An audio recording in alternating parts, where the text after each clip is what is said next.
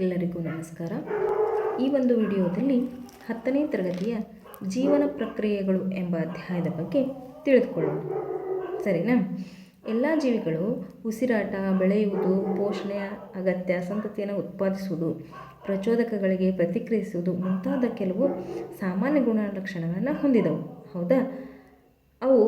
ಅವುಗಳನ್ನು ನಿರ್ಜೀವ ವಸ್ತುಗಳಿಂದ ಪ್ರತ್ಯೇಕಿಸ್ತವೆ. ಯಾಕೆಂದರೆ ನಿರ್ಜೀವ ವಸ್ತುಗಳಿಗೆ ಈ ಎಲ್ಲ ಗುಣಲಕ್ಷಣಗಳು ಇರೋದಿಲ್ಲ. ಪ್ರಚೋದಕಗಳಿಗೆ ಪ್ರತಿಕ್ರಿಯಿಸುವುದು, ಸಂತತಿಯನ್ನು ಉತ್ಪಾದಿಸುವುದು, ಪೋಷಣೆಯನ್ನು ಮಾಡ್ಕೊಳ್ಳೋದು, ಉಸಿರಾಡೋದು, ಬೆಳೆಯೋದು ಇವು ಯಾವುದು ನಿರ್ಜೀವ ವಸ್ತುಗಳಿಗೆ ಇರೋಂಗಿಲ್ಲ. ಅದಕ್ಕೆ ಈ ಎಲ್ಲ ಗುಣಲಕ್ಷಣಗಳು ಜೀವ ವಸ್ತುಗಳು ಮತ್ತು ನಿರ್ಜೀವ ವಸ್ತುಗಳನ್ನು ಬೇರ್ಪಡಿಸ್ತವೆ.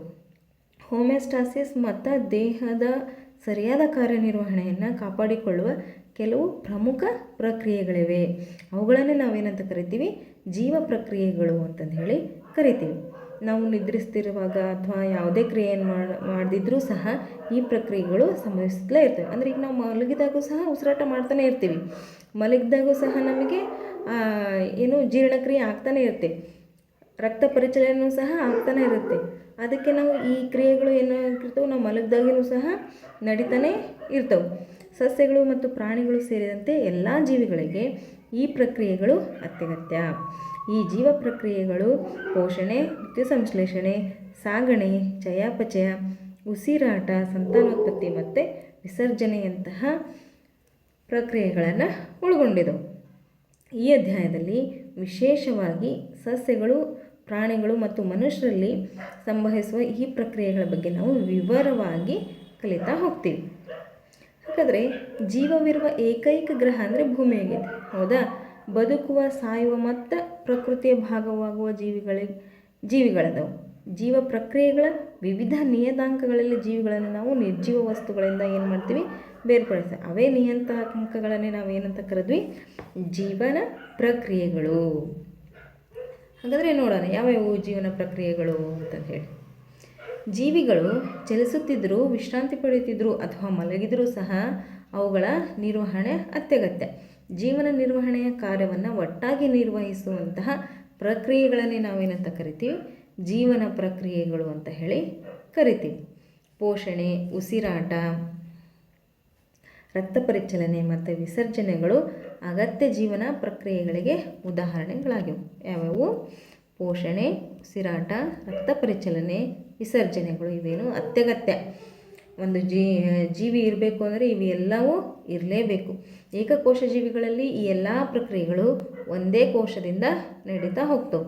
ಆದರೆ ಬಹುಕೋಶ ಜೀವಿಗಳಲ್ಲಿ ಈ ಒಂದು ಪ್ರಕ್ರಿಯೆಗಳನ್ನು ನಿರ್ವಹಿಸಲು ಬೇರೆ ಬೇರೆಯಾಗಿರ್ತಕ್ಕಂಥ ವ್ಯವಸ್ಥೆಗಳು ಇರ್ತವೆ. ಉದಾಹರಣೆಗೆ ಉಸಿರಾಟ ಮಾಡಲಿಕ್ಕೆ ಬೇರೆ ಅಂಗ ವ್ಯವಸ್ಥೆ ಇದೆ ನಮಗೆ.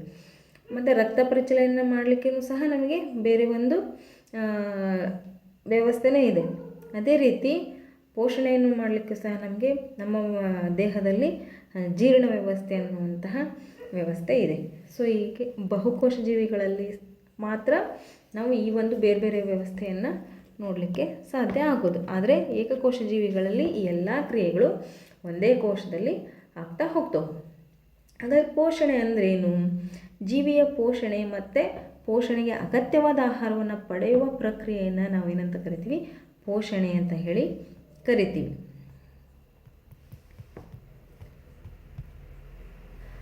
ಪೋಷಣೆಯ ಎರಡು ಮುಖ್ಯ ವಿಧಾನಗಳು. ಈ ಪೋಷಣೆಗೆ ಎರಡು ಮುಖ್ಯ ವಿಧಾನಗಳು ಯಾವಪ್ಪ ಅಂದರೆ ಆಟೋಟ್ರೋಫಿಕ್ ನ್ಯೂಟ್ರಿಷನ್, ಆಟೋಟ್ರೋಫಿಕ್ ಮತ್ತು ಹೆಟ್ರೋಟ್ರೋಫಿಕ್. ಆಟೋಟ್ರೋಫಿಕ್ ಮತ್ತು ಹೆಟ್ರೋಟ್ರೋಫಿಕ್ ಇವು ಪೋಷಣೆಯ ವಿಧಗಳು. ಸಸ್ಯಗಳು, ಪಾಚಿಗಳು ಮತ್ತು ಕೆಲವು ಬ್ಯಾಕ್ಟೀರಿಯಾಗಳಲ್ಲಿ ಆಟೋಟ್ರೋಫಿಕ್ ಪೋಷಣೆ ಇರುತ್ತೆ. ಜೀವಿಗಳು ಕ್ರಮವಾಗಿ ದ್ಯುತಿಸಂಶ್ಲೇಷಣೆ ಅಥವಾ ರಾಸಾಯನಿಕ ಸಂಶ್ಲೇಷಣೆ ಮೂಲಕ ಬೆಳಕಿನ ಶಕ್ತಿ ಅಥವಾ ರಾಸಾಯನಿಕ ಶಕ್ತಿಯನ್ನು ಬಳಸಿಕೊಂಡು ತಮ್ಮದೇ ಆದ ಆಹಾರವನ್ನು ಇಲ್ಲಿ ಉತ್ಪಾದನೆ ಮಾಡ್ತವೆ.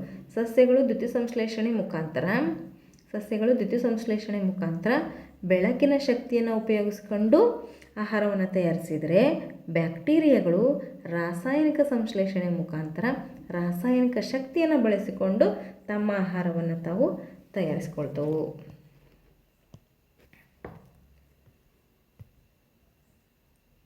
ಬ್ಯಾಕ್ಟೀರಿಯಾ, ಶಿಲೀಂಧ್ರಗಳು ಮತ್ತು ಪ್ರಾಣಿಗಳಲ್ಲಿ ನಾವು ಹೆಟ್ರೋಟ್ರೋಫಿಕ್ ಪೋಷಣೆಯನ್ನು ನೋಡ್ತೀವಿ.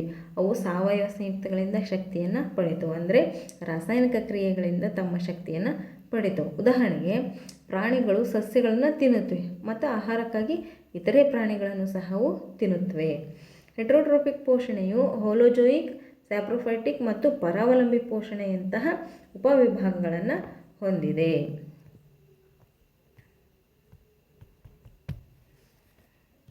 ಹಾಗಾದರೆ ಆಟೋಟ್ರೋಫಿಕ್ ಪೋಷಣೆ ಅಂದರೆ ಏನು ಅಂತಂದು ಹೇಳಿ ನೋಡೋಣ. ಆಟೋಟ್ರೋಫಿಕ್ ಪೋಷಣೆ ಅಂದರೆ ಏನು? ಒಂದು ಜೀವಿಯು ಸೂರ್ಯನ ಬೆಳಕು ಅಥವಾ ರಾಸಾಯನಿಕಗಳನ್ನು ಬಳಸಿ ತನ್ನದೇ ಆಹಾರವನ್ನು ಅದು ಪೋಷಿಸ್ಕೊಳ್ಳೋಕ್ಕೆ ಸಾಧ್ಯ ಆಯಿತು ಅಂದರೆ ನಾವು ಅದನ್ನು ಏನಂತ ಕರಿತೀವಿ? ಆಟೋಟ್ರೋಫಿಕ್ ಪೋಷಣೆ ಅಂತಂದೇಳಿ ಕರಿತೀವಿ. ಇಲ್ಲಿ ಒಂದು ಜೀವಿ ಸೂರ್ಯನ ಬೆಳಕು ಅಥವಾ ರಾಸಾಯನಿಕವನ್ನು ಉಪಯೋಗಿಸ್ಕೊಂಡು ತನ್ನ ಆಹಾರನ ತಾನೇ ತಯಾರಿಸ್ಕೊಳ್ಳುತ್ತೆ.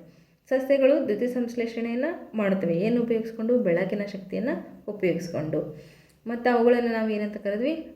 ಫೋಟೋ ಆಟೋಟ್ರೋಫ್ ಅಂತಂದು ಹೇಳಿ ಕರಿತೀವಿ. ಇನ್ನೊಂದಿಷ್ಟು ಕೆಲವು ಬ್ಯಾಕ್ಟೀರಿಯಾಗಳು ಏನು ಮಾಡ್ತಾವೆ? ಶಕ್ತಿ ಪಡೀಲಿಕ್ಕೆ ರಾಸಾಯನಿಕಗಳನ್ನು ಉಪಯೋಗಿಸ್ಕೊಂತವೆ. ಅವುಗಳನ್ನು ನಾವು ಕೀಮೋ ಆಟೋಟ್ರೋಫ್ಗಳು ಅಂತಂದು ಹೇಳಿ ಕರಿತೀವಿ.